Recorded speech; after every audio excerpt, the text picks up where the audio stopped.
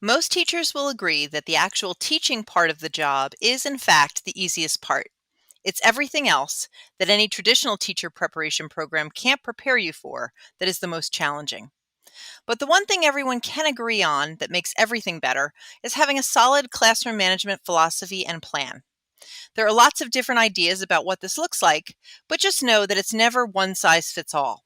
It's also never intended to be set in stone because, just like everything else in education, things are constantly changing and evolving, and you need to adapt accordingly. Classroom management for elementary teachers looks very different than it does for middle or high school teachers. The benefit elementary teachers have is that students are still young and typically most of them want to please you. They inherently want to do the right thing and they crave the approval of their teacher. Establishing good classroom management routines in elementary school will set students up for future success. You'll often hear parents talk about how excited their younger students are to go to school and how much they like their class. As an elementary teacher, it's wonderful to be able to capitalize on that excitement. There are ways to motivate and engage students and still maintain order. Different teachers will have different classroom management styles. No matter what your style, being able to maintain a sense of order is what enables all students to thrive in their learning environment. Here are some ideas you might want to consider implementing in your classroom management plan. First and foremost, build relationships. Of all the classroom management tips you hear about, this is the one that overwhelmingly seems to work best for most teachers, no matter what grade level you teach. Ask your kids about some of their favorite animals, colors, movies, you name it. Write these down and reference them now and again. You'll be amazed at the smiles you get when the kids realize you remembered something specific about them. Holding small group or one-on-one lessons and conferencing is also a great way to build relationships with students. Secondly, you'll want to set expectations. Whether you start with a class at the beginning of the school year or you come in at any point mid-year, it's important you let the students know from the get-go what your expectations are. Be sure to include expectations for completing assignments, working with other students, communicating with teachers, and overall behavior. Middle school and high school teachers will thank you later if you set expectations for students starting in elementary school. Next, consider collaborating on classroom rules. Rather than dictate to students what the rules are, have them help you create the rules. Students can work in groups to come up with a list. Typically, kids come up with a wide variety, but ultimately you can group them under broader titles such as Be Respectful or Practice Safety. Once these are decided on, transfer them to a poster and have the students sign their names to show their agreement. I used to call this my classroom constitution. Another idea, which is sometimes easier said than done, is to provide structure. Kids thrive on structure. School, by nature of having to follow schedules, has a certain amount of built-in structure. However, even within set blocks of time, your students should come to expect a certain pattern of events.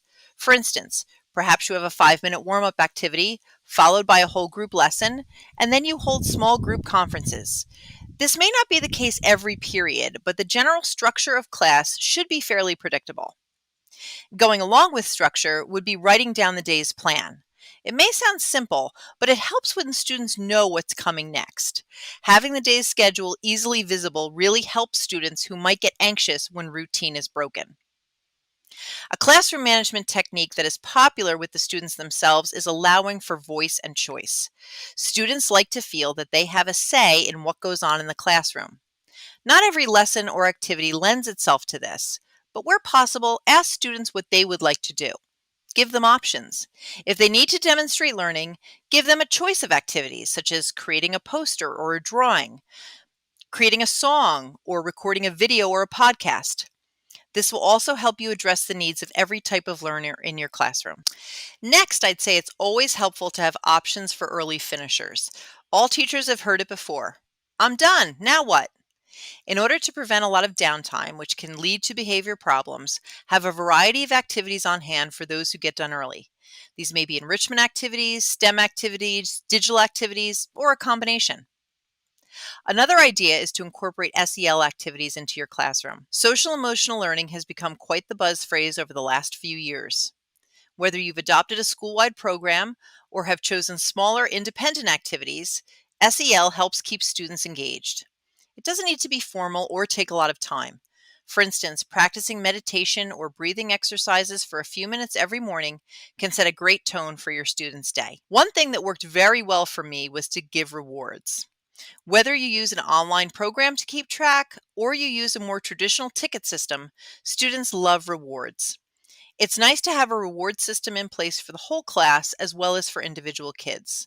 These don't have to be the same rewards either. Finally, personalizing instruction can be a great classroom management tool. We hear this a lot, but it's true that children will procrastinate less, be less bored, and be more focused if they are doing work that is on their level. Sometimes this requires a lot of work up front, but the rewards are worth the time and effort you put in. No matter what your classroom management philosophy or style, don't forget to have fun. It's okay to play games with your students, start singing, or to be silly now and again. Students enjoy seeing this side of their teachers. Also, know that classroom management involves a certain amount of trial and error. A lot depends on your personality and the personalities that make up your class. What works for one group of students one year is not necessarily going to work for a different group of students the following year. Similarly, what works for your coworker down the hall with his or her students is not necessarily going to work for you and your students. Be patient with yourself and your students when trying different strategies. Keep in mind that not all students may have had good examples of classroom management in the past, and undoubtedly you will be thrown some curveballs. It will take time to find what works best for everyone, but keep at it. Your students may not realize it right away, but they will thank you later.